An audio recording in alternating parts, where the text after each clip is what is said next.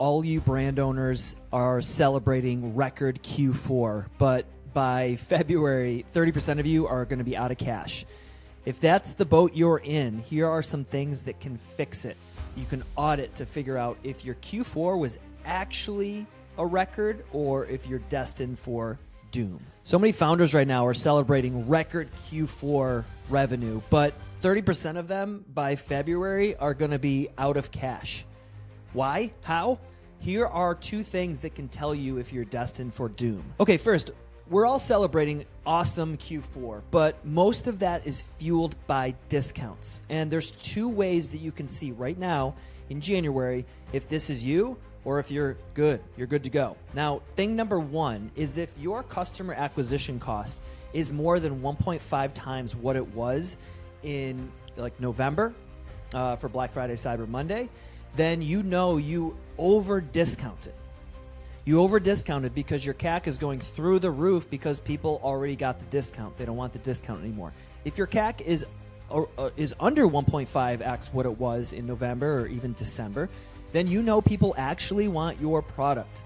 They're not just going to buy it because it's on sale. They're going to buy it because they want it. So use this 1.5x multiplier rule to figure out if you're on the way down or if you're good. Okay, the second thing you can do is instead of just measuring revenue, right? Revenue was amazing in Q4. Revenue is not so good in Q1.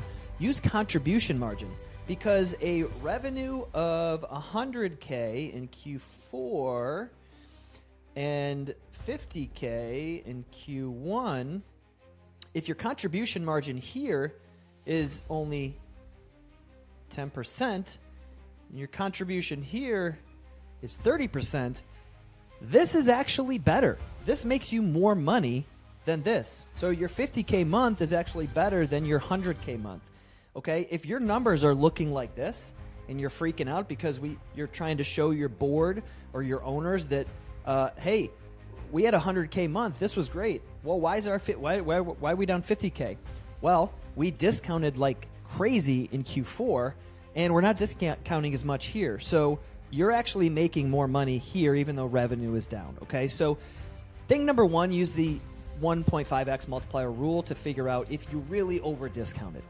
Okay, you can't go back and undiscount, but at least you can start to make some decisions here on how to right the ship. And thing number two is use contribution margin. Don't just use revenue to see the real story.